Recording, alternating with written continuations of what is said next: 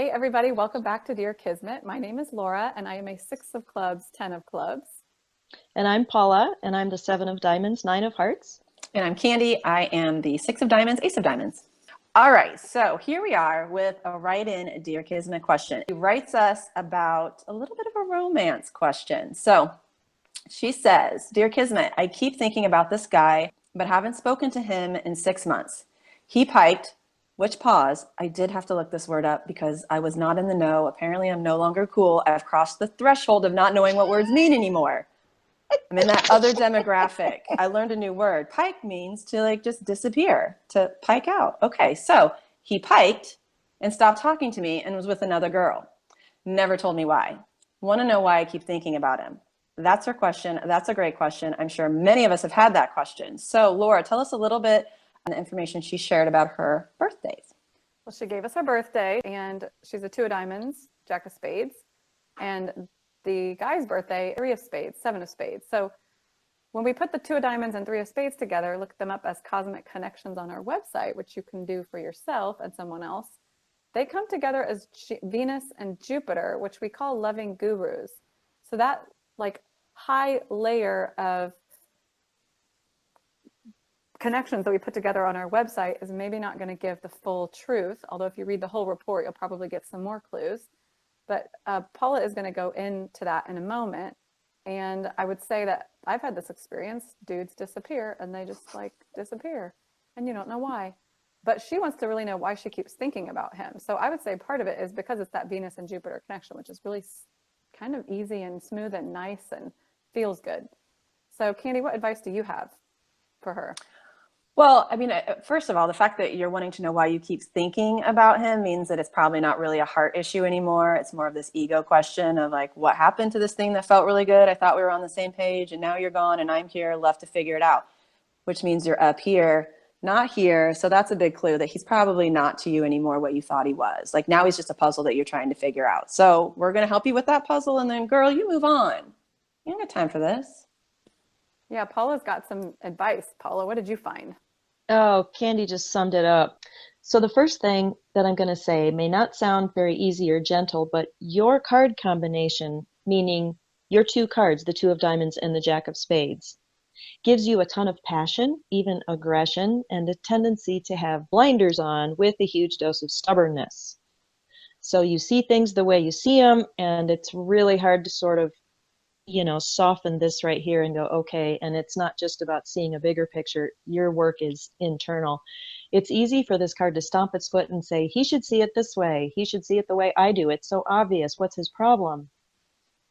And maybe you're not asking him that directly, but there's this frustration of how did this shift? Because this is how I see it. And that doesn't mean that you lack empathy or the ability to accept somebody else's point of view, but when attachment is at work, which it sounds like there's attachment, and I'm referring to the 7 of clubs. So like Candy said, there's a mental attachment going on up here. You would rather take a bat to the situation than feel the pain of disappointment. So there's a tendency of your card to want to go external to solve the problem, and this is an inside job. So the main work you have to do is take a big U-turn, turn back into your own experience, and you have a tender heart which is feeling pain. There's nothing for it, as Samwise would say. You simply have to feel it to heal it. So the particular connection you feel with this guy, first of all, you admire the hell out of him. You may even be jealous of him. He is a winner, he's a go-getter, and everything he touches turns to gold. On our website, when we talk about his card, the 3 of spades, the very first thing I say is, if you know one, stop comparing yourself to them. They have a particular gift with this engine that works and they just move forward. So, but you have to work for it in a way that he doesn't seem to have to. And you may have more illusions about how to overcome your obstacles than he does. And he is past life Jupiter to you, as well as Mars, which will create an inspirational, motivational energy, but also some competition. The Venus connection, past and present, house a lovely friendship energy. So you feel like you can trust him, which does not come easily to you. You feel like this guy has it together and you want to soak up his know-how. And what you have in common with this guy is the 7 energy, which creates obstacles and deep sensitivity. But the difference in how you navigate your 7s is that his strategy is that he's more pragmatic and action-based in overcoming whatever these problems are. And it makes people around them feel like, hey, if I just use their step-by-step method, I too can succeed. But your obstacle is not about doing, it's about your mind. It's your beliefs, your perceptions. And this requires a lot more inner work and patience and self-compassion.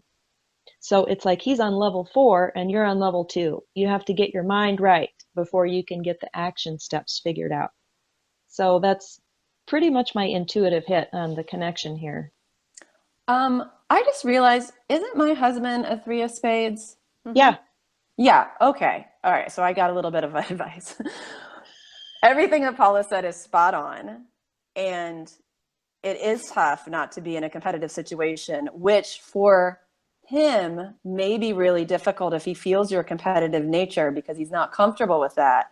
And the way he's going to deal with it is he's just going to peace out. Bye, girl. Like that's what my husband does when he doesn't like a confrontation or a discussion or the way something's going. He bounces right out of the room. Now, luckily we're married, so he's got to come back to the house, but that's now. He used to leave and I'd be like, is he coming back? So, you know, either he'll come back when he needs to or he doesn't come back and it's fine. Right. Yeah. And you as a diamond, you kind of want to flesh it out, but the spade is just like, talk to the butt. They can be dismissive. So yeah, and he's not. 3 of spades typically are tenderhearted and compassionate people, and they don't mean to make you feel bad because they're doing well.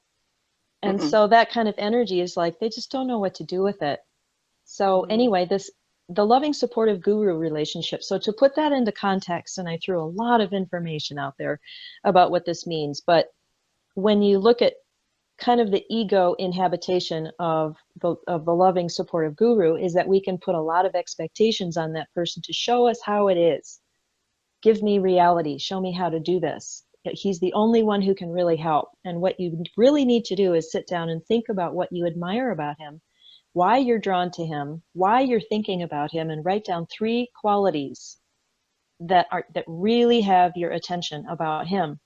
And then be your own guru and see how you can incorporate those qualities into your own being, or look at your relationship to those things. So if he seems fearless and you got a lot of fear, you know, you're just looking at that and going, geez, I want to be fearless.